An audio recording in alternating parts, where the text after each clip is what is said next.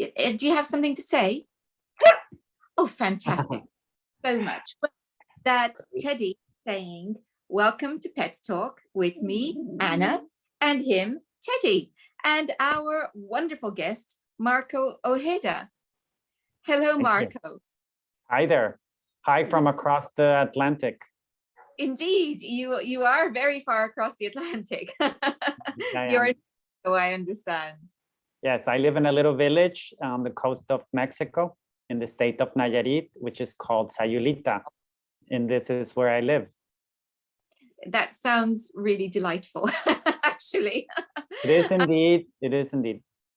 So the reason that I invited you onto Pet Talk is because I have come across a wonderful book called Do As I Do, which is all about using social learning to improve the way we teach our dogs. And you are part of the Do As I Do team. So, well, what is social learning? Let's start there.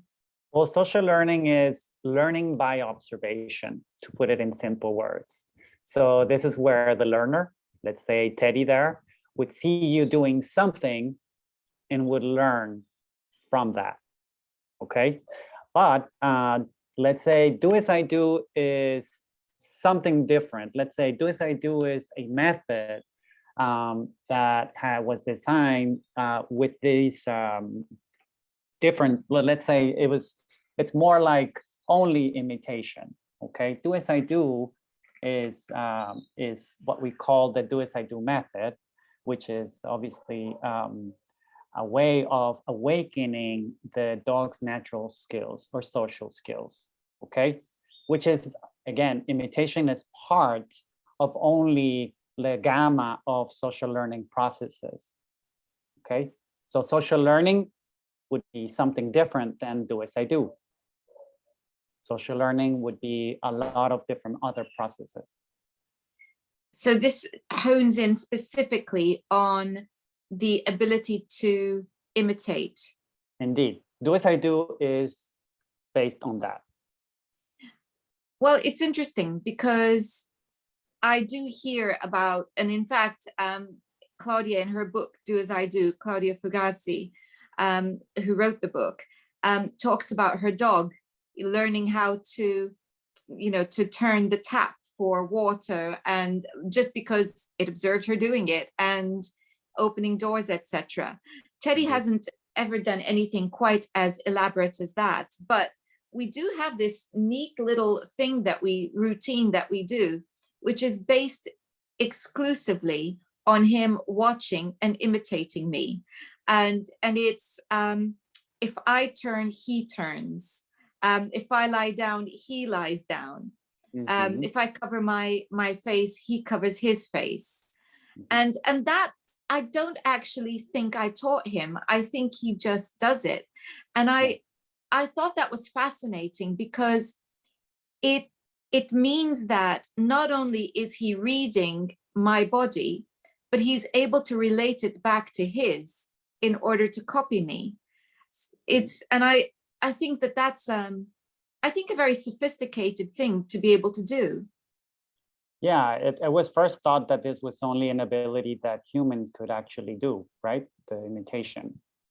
But even the Do As I Do method has been applied on dolphins, orangutans, even orcas. And I think that's some birds. I'm not sure which I think it was parrots that they have been doing it.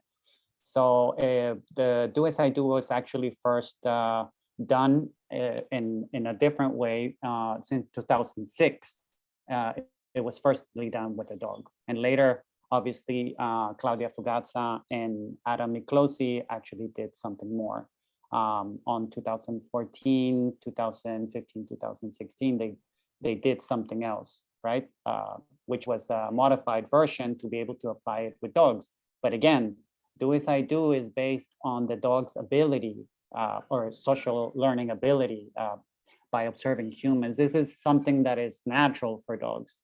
And actually, if you guys go into our Instagram, you could actually go and see right now that Claudia, for example, we're walking on the river and there's a dog there that is just a free roaming dog. But there's a lot of free roaming dogs here in Sayulita, since it's just a little village. And we actually do some sort of experiments with them, right? Again, this is not a trained dog or anything, and we just try to do something for it, just very simple. And it's kind of like digging. You guys can actually at home try doing something like that with a strange dog. This doesn't have to be trained, a trained dog, right? You just do that, just kind of scratch and try to do that, and then wait. Most of the dogs will actually do that. And then I think this is what happened with you.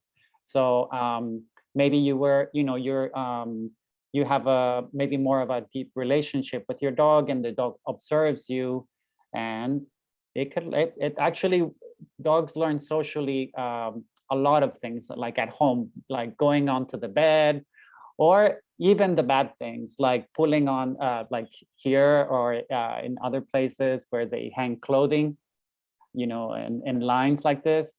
They see the women pulling on them, and then also they could, obviously there's other motivators, but we cannot discard that they can learn socially to do these pulling of the clothes when they're drying, or even digging in the garden. The puppy might see you, it's like, oh, this looks like fun. Of course, we cannot discard that the dog smells something there, or that he's just wanting to cool off, etc. But for the most part, you would take into account, if you're watching, if you do something like that, digging in the garden, and then the dog does it, it might be because it's just more like a spontaneous imitation. Okay. Yeah. But this is again part of social learning. Because obviously dogs don't need to be taught to dig. This is something they do naturally. And indeed, they will dig where there's a smell. Because I can, I'm out with Teddy. He starts to dig.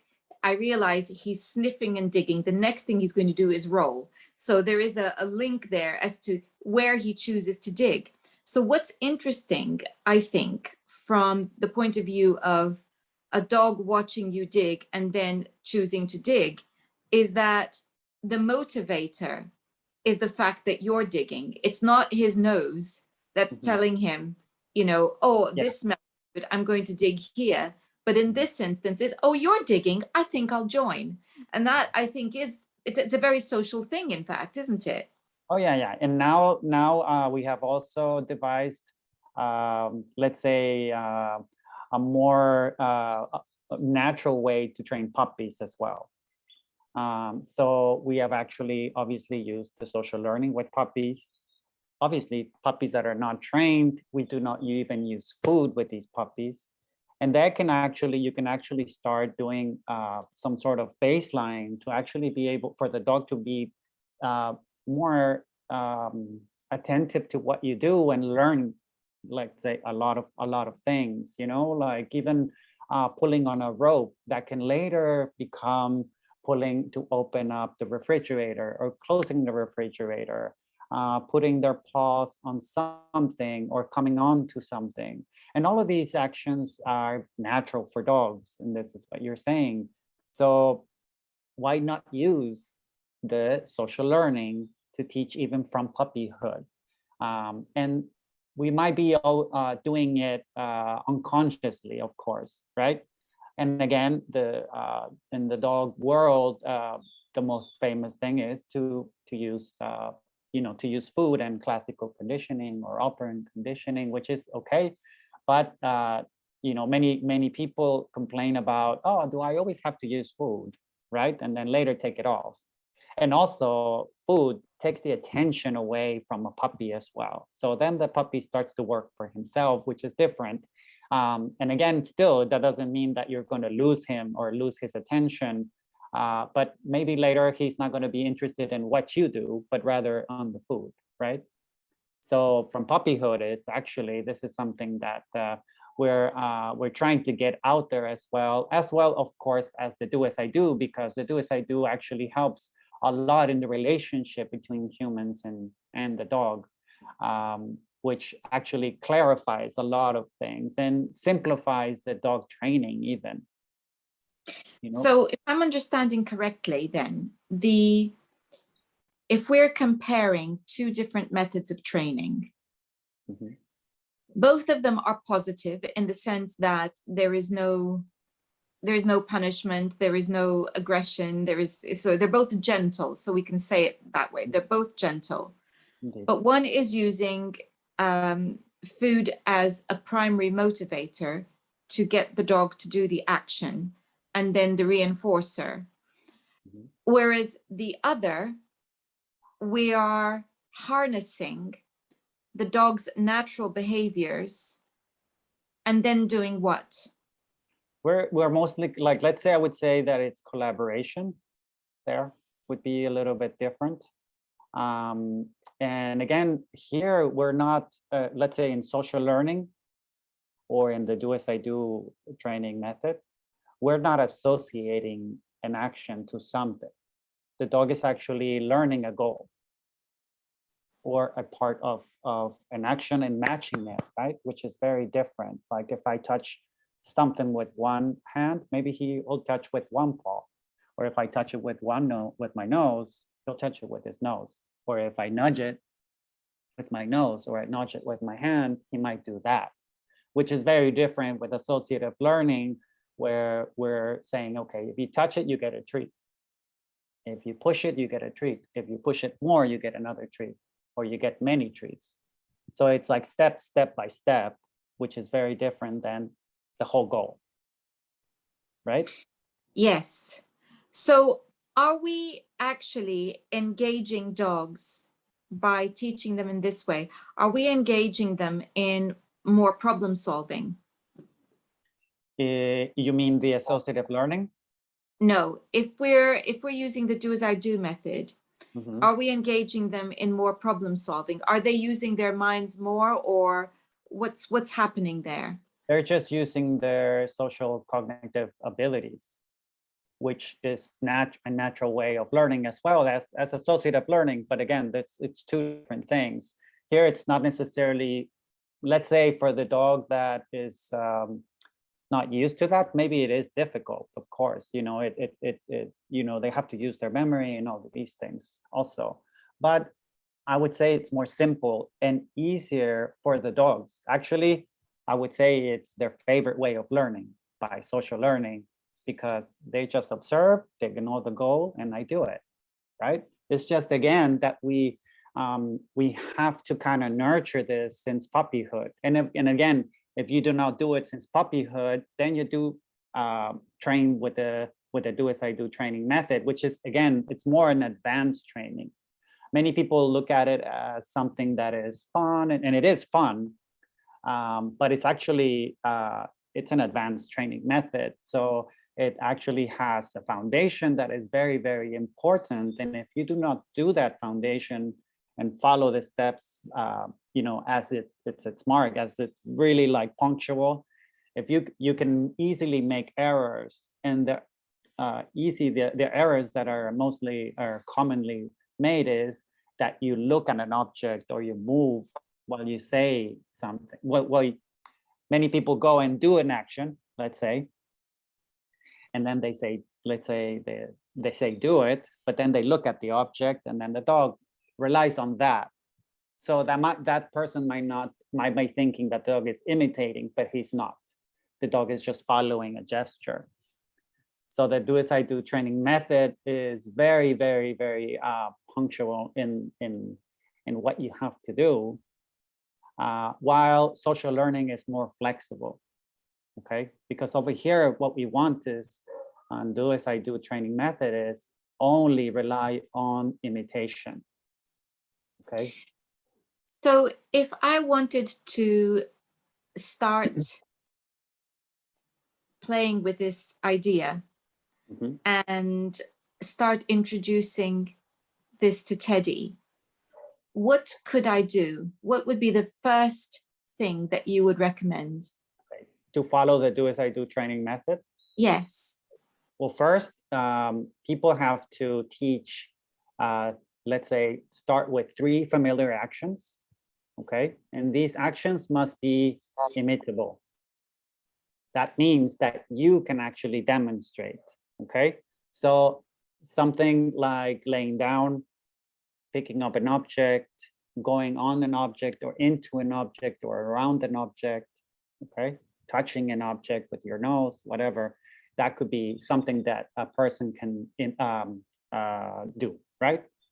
But if you do like something like healing or the dog between your legs, that you cannot perform on yourself, right? So, and these actions must be, the actions that you chose must be very, very simple, because we don't need something, these will be our model actions, right? These are not the actions that you want, like, okay, let's open the refrigerator and get a beer out of there. You don't need such an action, but you can if you want to use it in your repertoire for that. But these actions must be trained only to be responded only on verbal signal. Okay, so if I say down, the dog must go down. And even if I close my eyes and say down, the dog must go down. And even if I'm laying down, if I say down, the dog must lay down. So this means that the dog must generalize these actions and later be able to perform them, the three, in random order, okay?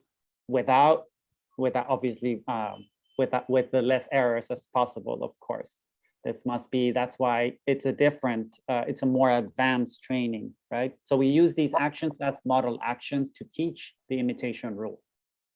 Okay, so in my case, Teddy already turns when I turn. So would I then be putting a cue onto the action so that he could later just perform it on cue? Yeah, but first, so now that you have already done these actions, okay, that you turn around and the dog turns, he might anticipate, right? So another thing that we have for the protocol is that the dog must sit in front of you and wait for you to perform the action, and then you would say, do it, right? The do it is attached to, let's say, the verbal signal, where then the dog actually learns that do it means copy, okay? But in your case would be, first, we would have to actually first see that there's no other cues, okay? Rather, because you might be thinking that you just turned, but you might be doing something else. Well, right? There is a context. Now there's a well-rehearsed context. Yeah. So the situation would be that he's wanting something from me, and I decide he's going to work for it. So I'll turn and won't say anything, and he turns immediately. I think I must have captured that at some point and rewarded him for it. So I haven't necessarily put it on a cue in that context, although I can tell him to turn in other contexts and he will do it. So there is a cue he recognizes. Okay. But I don't have to give it. If I turn, he automatically turns. And if I lie down in that context also, he will lie down. If I cover my face, he will cover his face. So there are certain things that somehow in the course of playing with each other, I have done, he's copied, and at some point I must have started rewarding him for it. And now there's a context, and the context is he wants to play, and this is a game that we play, and there's a reward at the end. So he wants to play because he wants a specific reward. So there is the context, but I'm not entirely sure that if I was walking in the woods and I just decided to turn, whether he would notice that I was doing it, because he'd be sniffing or doing something. So it works in the context where he is actually sitting in front of me or standing in front of me, and there is communication going on between us, or interaction of some kind going on between us. And then he will start copying me then at that point, because there's a reason to. Yeah, or you can just grab his attention somehow, right? You can carry Mhm. some treats or something, put them in your pocket, and then he'll know that maybe you can generalize these actions in different contexts. But again, we would have to see a few things, like maybe you're not aware, but maybe you're doing a sequencing of actions. And when this sequencing of actions, it's more like the dog already learns and rehearses point 1, point 2, point 3. Okay, so it's again, it's different with the do as I do training method. We have to randomize them in order to really know that the dog is imitating rather than, you know, using other cues. That Okay? random bit is really important, I've found, when I've been wanting to teach him anything, because you're right, they anticipate, and they anticipate really quickly, because they want the goal. The goal is whatever the reward is on offer, and they want to get there as fast as they can. So they do anticipate. And very early in his training, I started to mix things up, because I wanted to know that he was actually really listening. And the classic one, which we're still not quite 100%, is if I ask for his right paw versus his left paw. And because I've been teaching him right paw, left paw, and it's fine. But then if I make it random, it is sometimes he forgets. Whereas times he's absolutely spot on. So I think he's kind of on the way there, but not quite yet. But that means by which you test what is really going on. Yeah, it's important with the do as I do training method. It's again, it's like it's really punctual. So you have to really follow the rules precisely. Otherwise, you would be doing social learning, which is not bad at all, right? Which is again the idea of collaborating or cooperation with the dog and interaction, clear information with the dog is that's the key here. And again, it's easier for the dogs to see what you do. Obviously, there has to be a motivation, which is important. And again, I keep going back to the puppy social learning, that we're doing this a lot more now and trying to get people to do it since puppyhood, so that we all, you know, we have it. And you probably did it with Teddy as he was young, maybe, right? So many people do, but really don't realize that dog is not necessarily needs food to actually learn from you. Different actions, like pretty simple body, well, it seems simple, but of course, you know, for the dog to actually understand that your hands are like his paws, or that if you spin is the same, or if you lay down, you know, he has to match the body action to his, which is we are very differently, obviously, physically. So here's a doggy that came from, she visits from, come here, look, you want to say hi to Teddy? Oh, this is Mocha, and she actually lives around the corner from the house, and she just comes over for a drink of water with some petting. Okay. She's happy. She's happy. She just really she's not my dog. She just comes over every once in a while and says hello. And actually, she's actually one we tried the other day. You know, I lay down on the yoga mat, and there she goes. She did, you know, like a little play bow and everything. So we're constantly doing this, like, you know, just random dogs, which is awesome. You just said you and the yoga mat. The yoga mat is another really good example, actually, because he watches me using my yoga mat and stretching on the yoga mat. I put the yoga mat on the floor, and he is there. He is there doing his stretching, and he often brings a toy to do some stretching with him, and it's a delight to see. yeah. And again, there's many. If you look at some videos, there's actually, I don't know, on Facebook a long time ago, I saw a video of compilations of dogs doing things with their owner, which are very similar, like the dog would be imitating it, right? Like somebody ripping the floor of the cabin, and then the dog gets there, you know, and starts ripping the floor out. And different, again, it's different things. I don't know. I would have to really search again for the video, but it's very interesting to me. The social learning is awesome to me. I apply it in my work as a dog trainer also, even with dogs that are rescued. You know, maybe there's dogs that are rescued here in bad conditions. Somebody rescues them, they need to learn how to go into a crate. And I use social learning. I get in the crate, you know. I mean, obviously, maybe not completely covered, but sometimes I open it up and I try to teach them, and I teach them this way as well. I obviously get to combine both methods, either the social learning or the associative learning, which is the individual learning as well with food. But mostly I like to use the social learning in general.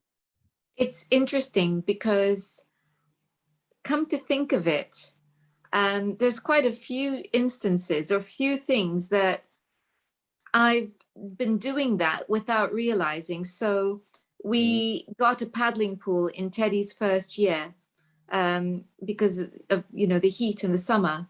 Yeah. And he wasn't interested. So I went into the paddling pool, and then he wanted to come into the paddling pool. The same thing with swimming. He likes water when he's hot, but he likes a little paddle. And I wanted to know, how much does he swim? Because his friends, you know, many of them like to swim, and he doesn't seem that interested. So I decided, well, there's only one way to find out. It was for me to go into the lake and start swimming. Right. At one point, yes, he did come in and have a swim. Not very long. He was still not that interested, but it was enough for me to see, actually, he's a really good swimmer. So there are these things, aren't there, where they actually, because they're so social, they want to join in. Yeah. And also, since you are, let's say, the person that they trust, it's like, okay, if she goes in, it must be safe. So we go in there, right? So this is also how social learning can work and help your dog. You see something that they're afraid of, you touch it, look, it's okay. I mean, you're not forcing them, but you're, let's say, you're teaching them to observe, and they see your emotions, and they see, oh, you're happy touching whatever that doesn't mean they're going to go touch it at that moment, but they're learning that they can trust, let's say, that thing that you're touching that they're afraid of now, and maybe later they'll approach it without no problem, right? So so in general, I think that just that's the natural way of dogs to learn, like humans do. It's interesting because there's a lot of things that he'll be very happy, you know, if he sees me doing it first. And I think one of the things that I've done is that he's not always comfortable with all breeds of dogs. And there are some that are borderline where he might be okay. And so what I make sure I do is, when the dog is approaching, I'm friendly to the dog. And I say, no, you know, you're very nice. And I notice that with those borderline dogs, 9 out of 10 times he becomes fine. I know not to try it with the others, because that's a whole different ball game. But the ones where he might be okay, but I'm not sure, if I am welcoming, he takes my cue. Ah, she's relaxed, she's happy, that's fine. So that's a really nice thing. But then there's something else where he'll take the cue from other dogs before he takes it, rather than taking it from me. And the classic one is stairs, you know, because there are some stairs he's just not comfortable on. And it doesn't matter how many times I go up and down, he'll be at the top going, I am not doing this. Another dog comes along, goes down the stairs, and he goes, oh, okay. And I think that's a species thing, because I think he must be looking at me and going, well, you're different to me. And so I know you can go up and down those stairs, but that doesn't mean I can go up and down those stairs. He sees another dog doing it and goes, oh, okay, well, they're the same as me. So do you think that that's the rationale that's going on there? Because I can't think what else it would be. Sure. I mean, it could be, I don't know if it's species differences in that sense of, oh, I won't learn from you to go up the stairs, but from a dog, it's more like, let's say it's easier and more natural, right? It's the same species. Yes, of course, physical. It could be that just he gets contagion by the dog and also the smell. He's like, okay, it could be a couple of things or more Yeah. than the, you know, in that Is it, context. It depends. It depends if they see the dog passing by and they see it go up, they might even smell it and want to know more about the dog, which is natural for any dog to want to know about the other dog, and then they go up, right? But it could be that it's just that okay, that makes sense. I can go up, the dog can go up, I can go up. And yeah, yeah, I can use other dogs as models, of course, like with these kinds of things where other dogs are afraid of, maybe are afraid of people. You know, you get a friendly dog that's cool with everybody. In this case, you don't have to because he trusts you, right? So, but you could use a dog that is more confident and so that the dog learns how to actually even respond to other people, to other dogs, right? yeah. This is also, that's also sometimes that happens is when you have a, let's say you have an older dog that is very, I don't know, wary about people or other dogs, or really afraid about other dogs, or has phobias to things, and you have a puppy, the puppy will learn also, depending on its temperament as well, as he would manage those situations either really good or really bad, right? So when you have an older dog and you get a puppy, just know that the puppy will also learn, right? Because that dog could be also a social reference to him, as you are as well. You as a person, you know, you freak out when you see a dog, your puppy will go, oh, we have to freak out when we see a dog, right? So that's also how dogs also learn to be afraid of other dogs or other people. But it's obviously also, it's a lot of things, but obviously this is part of it. You just have Yeah. to be, you just have to, you have to be aware of how they learn. You know, it's not only by associations that dogs learn. So, you know, you have to know that dogs see your emotions, they read your emotions, they see what you're doing. So you have to take that into account. They're always observing. They are. I don't think there's a single movement that I make that Teddy does not notice. Yeah. Yeah, They're- you move and then they go, you know, they're watching you, you know, maybe think about how your dog has learned to counter serve. Well, maybe that's part of it, right? You know, you put your hands there and then there's Yes. food, and then consequently, oh, there's a steak. Whoop. So then you get the dog also, you know, learning to both ways. First, you taught him to put the paws on the counter, and then you left the steak there. Sorry, now you have a counter surfer, you know, and of course you can train it away, but of course if you keep in mind all of these things, that you can prevent a lot of bad habits as well in the Yes. Well, dog training world. I think Teddy's natural instinct to forage didn't need any encouragement or teaching. Yeah. he's Yeah. he's been a master from day one, I think. Yeah, really. I mean, it's just really if you're keen on your dog every day and you interact with your dog, you get to know him as well, and you know, you see he's watching, and it's great that you and Teddy have had the chance to even, you know, do all this spontaneous imitation with him, which is super good, super cool for him, super cool for you. It enhances your relationship, clarifies it as well, right? So there's more happy moments with your dog than the bad ones. So for somebody who is new to this concept, what would you suggest they do to start with? Well, the first thing, now we offer actually online sessions, which would be starting with the right paw, as I would say. If you do it this way, you will, let's say, avoid making the most common mistakes when you follow the do as I do training method.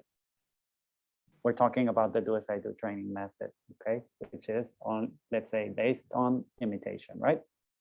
So if you do the online sessions, you just go right off the bat, start good, and lessen the possibilities of any mistakes, because obviously there's follow up. Otherwise, you buy the book like many other people have. There's in all languages, I think, no, not all, but there's Spanish, there's in English. I don't know if in Russian or like I'm not sure what other languages there are, but you can check them out on our website, which is doasido.it. So you go in there and you just look at. There's links to the books. We do not sell it. Only the booksellers do, but you can get them online. So if you if you get the book, you really have to follow it. And the thing again, even if you do so, there could be it's very, very easy to make any mistakes.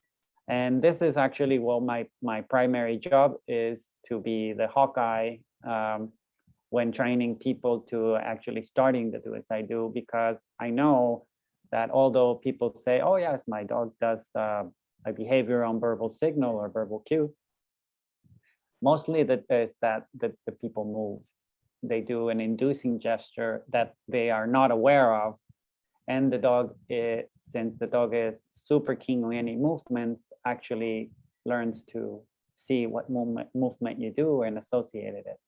So it's not necessarily that the dog relies on the verbal signal, but rather a movement. And this is what we want to avoid when we're doing the do as I do training method. The foundation training is key. Without this foundation training, you cannot start with the do as I do correctly. Therefore, you wouldn't be doing do as I do.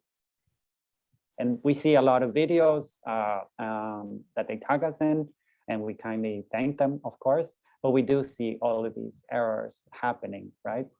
And we want to try them, we want to guide them into not making this mistake, to able to really actually enjoy the do as I do. And again, maybe they're enjoying training it, of course, because it's actually super fun and interesting when your dog finally does what you do, right? But again, it's important that the foundation training is perfect. And of course, we have to, again, select 3 behaviors that are imitable, but you wouldn't start imitating them or performing them for your dog first. Rather, they would have to be on verbal signal first, and then later follow the protocol, point by point, if you're following the book, of course. Otherwise, again, the online sessions would be the best choice. And now we're actually doing them a lot more when, since COVID hit. And we have proven it already. We can actually even do the first level certification online now with a little bit more difficulty, because there's one more step for training for people. We actually have people turn around after the demonstration and say, do it. So the dog doesn't rely on any facial cues or even other movements, because when you turn around, it's, you're not going to have a tendency to guide your dog with your shoulders, or even with your head a little bit, or even with your eyes. Because even these gestures, like if you do this, that kind of stuff, guides the dog. They're just super keen and easily learn that you're referring to what's over there or what's over here, right? So that's my job. I won't let you even blink. So can you repeat again the website? Because what I'll do is I'll put a link to it on the description, along with a link for the book. Thank you. Yes. So the website is www.doasido.it. That's wonderful. And this could be another really fun way to not just train your dog, but to also strengthen the connection between the two of you. So thank you so much, Marco, for joining us today. Thank you. Thank you for the invitation. It was wonderful. And again, for us, it's super important to get this out there, because there's another way which you can actually train your dog and have a lot of fun and be useful. You know, there's Do As I Do can help dogs that are service dogs, to train service dogs so much more faster, because it's actually proven that it's faster than other training methods to train actions that are more complex in this sense. And I think actually, even for dogs that are not service dogs, they like to be involved in what we do, and they like to be part of everything we do. So, you know, Teddy has jobs. He's not a service dog, but was it yesterday? I had my hands full of things and I dropped something. I said, Teddy, can you get that for mommy? And he went and got it for me. You know, and that makes him feel good because he's done something, he's getting praise. Exactly. It's a lovely thing when you and your dog can work together. They love it. So and I got my inspiration from watching some of the things that service dogs do. And, you know, opening doors for me is one of the things he does. If my hands are full and I need help, he's great. He opens the doors for me, and he'll close them as well. So, you know, it's a lovely thing that we can all do that enhances the lives of our dogs and the relationship that we have with them. Yeah, exactly. I think that this last part that you said is the key.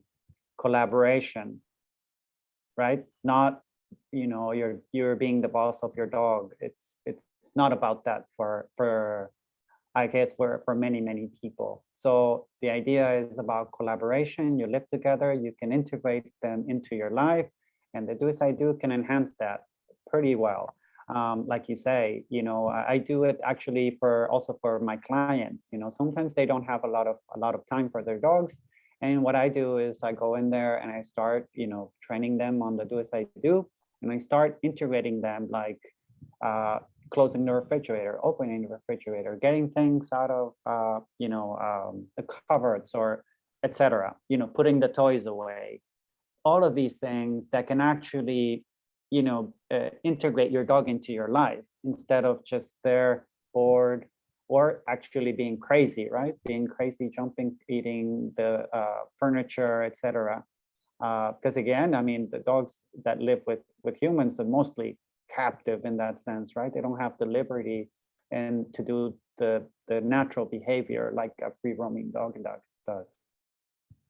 So these dogs are integrated into people's lives, and now when they come back from work, it's like, hey, can you help me open the refrigerator? Great. So the dog opens the refrigerator. You get some tongues. Oh, can you close it like you do? So it's really great to hear that you actually apply this. Oh yes. Oh, he loads the washing machine for me as well, and that's awesome. So he'll load the washing machine, and I did. You have to send us some videos so we can share. Yeah, the reason I did it, and I did this, I think, in his first year. It was in his first year, is because there were two reasons. The reason is, the first one was, he's a dog that likes to be active. And so I wanted to give him jobs that would help him to be active and involved in the house, and not just be bored. So that was one reason. And the other reason was that, you know how they are. They love handling laundry. And I realized early on that if I just tried to stop him, it was going to make the laundry so much more attractive. And so I decided instead that I would monitor him and not let him chew things, so that if I saw that he was going to chew, I would give him something else. I would do a swap, you know. But actually, very quickly, I realized I could trust him. He wasn't a dog that was going to tear and chew, that all he really wanted to do was sniff and sit on the laundry. And when I worked that out, then it gave me the confidence. So he's here, so let's have him in the conversation. So at that point, I realized, well, in that case, why don't I get him involved in actually, helping me when I'm sorting laundry, when I'm putting laundry in the machine. And, it's just one of the daily things that we do together. And it's good fun. It's great fun. It's magic. I will never get tired of it. It's always magic. So just being able to find ways of integrating our dogs into our chores makes life more fun, the chores less heavy, and allows them to feel so good and happy. It's for me, it was watching service dogs that gave me the inspiration as to how this could be possible. I know you have done it perfectly. I think the way you're doing it, I think that's the way it should be for all of our dogs, right? I mean, and again, it's not necessarily that they need a job, but they need to be active in that sense, right? They also sleep a lot, but they also, if you integrate them into your life, into things that you got to do, I think of a little video also, and stories about people that they tell you. It's like about the dog that gets, goes and gets something from the local store. You can go give them a basket and go and get it, right? And these dogs actually do enjoy it, and they do it, right? So I could just I don't know how they learn it, because these are village dogs, so it's not like the old lady was a dog trainer or anything. They just learn it. They just and again, it's about collaboration, or the person sees, oh look, he has this ability. Okay, how about if you carry this? Come on, let's go to the store. And then he learns the way, and then she says, go get something, puts the money in the basket, and then the person already knows what to do. The dog comes back, and that's awesome. So all of this collaboration, I think that's the key word here. I think awesome really is the right word. Yeah, no, definitely awesome. But again, just we have to keep in mind that dogs do not only learn with associative learning. They're constantly learning socially from us, and why not exploit it? It's really fun for them as well, right? Well, you have certainly given us a great deal of inspiration today, Marco. Thank you so much for joining us. Thank you. You take care. And thank you. Hello to everyone in the UK and around the world. Thank you all for watching Pets Talk today. Do be sure to subscribe. And next week, we're going to be talking to Pete Wedderburn, who is a vet, about a book that was a Christmas present, which I tremendously enjoyed, called Pet Subjects. Until then, goodbye.